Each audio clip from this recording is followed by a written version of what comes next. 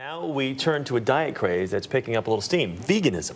Diet craze, really a lifestyle change. Well, exactly. Yeah? This is a big deal. It means eating no animal products whatsoever. The lifestyle has been making headlines this week after one prominent convert revealed how it's working for him.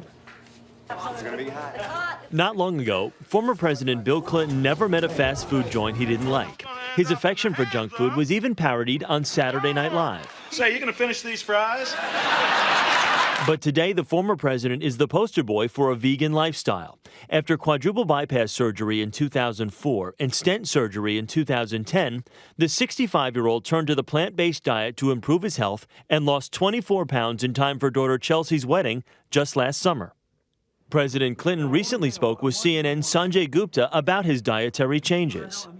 I like the stuff I eat. I like the vegetables, the fruits, the beans, the stuff I eat now I like.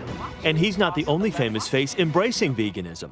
In February, Oprah Winfrey and 378 Harpo staffers went vegan for an entire week. No meat, no milk, no animal anything. And Hollywood stars like Olivia Wilde, Natalie Portman, Ellen DeGeneres, and wife Portia de Rossi have all sworn off animal products in favor of a vegan diet. Actress Alicia Silverstone wrote a book and runs a blog devoted to green living and veganism. When you eat this way, you will feel better than you've ever felt in your life. And joining us now is nutritionist Tanya Zuckerbrot, who's the creator of the F Factor diet. Nice to have you with us this morning. Thank you. So for people who, we gave a little bit of an overview there, but you hear this word vegan tossed about so much more, it's become so much more mainstream. What is it really to be a vegan, to eat a vegan diet? Well, a vegan diet is an even more extreme version of a vegetarian diet, where you are completely cutting out all animal products. Obviously meat and fish, but where vegans take it further is they also cut out dairy, so no milk or cheese or eggs. God, it just seems like you would have to restrict, because it seems as though those things are in just about every menu, everywhere you go. It is extremely restrictive and makes it very difficult to go out to dinner or to actually socialize and be invited to a friend's house because you are so limited in what you can eat. And does a true vegan even avoid something like, let's say, when you're out to dinner at a restaurant and there is, bread or a piece of cake or something which you think may have been made, something may have been made with an egg. A true vegan would not eat any of that either. Correct.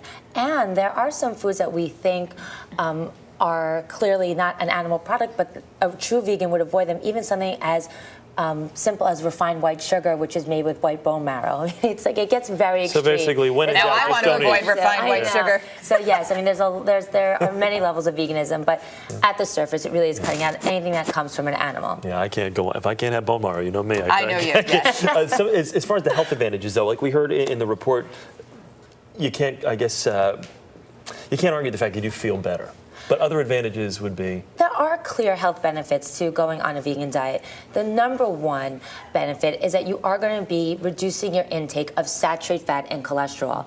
Now, studies have shown that diets high in saturated fat do increase the risk for cardiovascular disease, which I believe is why President Clinton decided to embark on a vegan diet because of his heart health issues. Diets that are vegan are low in animal products or actually contain none, and therefore you're not going to get that saturated fat. Another benefit is that diets that are vegan in nature are going to be high in fruits and vegetables and whole grains, which naturally contain fiber. A recent study published in the Archives of Internal Medicine a month ago revealed that diets high in fiber actually increase your chances for longevity. So the more fiber you eat, the greater the decrease in risk for cardiovascular disease, diabetes, and certain forms of cancer. Which are all important. There are certain things you need to keep in mind if you're thinking about becoming a vegan, because you need to replace, your body needs certain proteins, certain nutrients. Let's start off first with the proteins. What are some of the ways that vegans replace protein from meat or even dairy products? Well, there are three food groups, and we have proteins, fats, and carbs. And by eliminating one, you are getting rid of one of the most essential nutrients in the body. Protein is essential not only for keeping you feeling full and for satiety, but also for maintaining muscle mass. And if you eat a diet that lacks protein, you lose muscle, it does slow down your metabolism.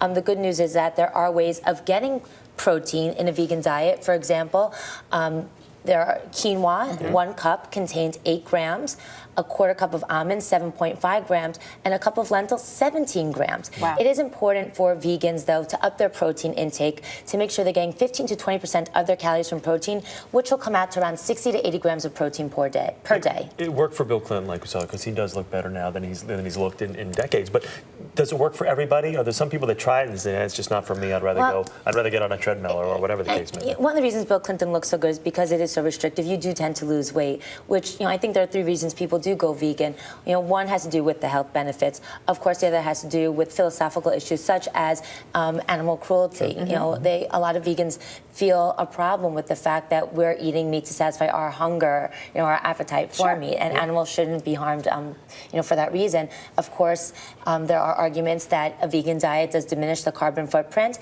and there's also financial incentive. It has been shown that if you cut out meat from your diet and switch to a vegetarian diet, you could actually save $4,000 a year. Which in this economy, everybody could use that. And even going meatless one night a week, we know can have a major impact. And that's what it's about, making small changes. You don't have to go vegan overnight. You can try introducing a vegan, meal or vegetarian, day into the 7 days a week. Tanya, great Give to it a have you. chance. Yeah. Thanks for your time. My this morning. pleasure.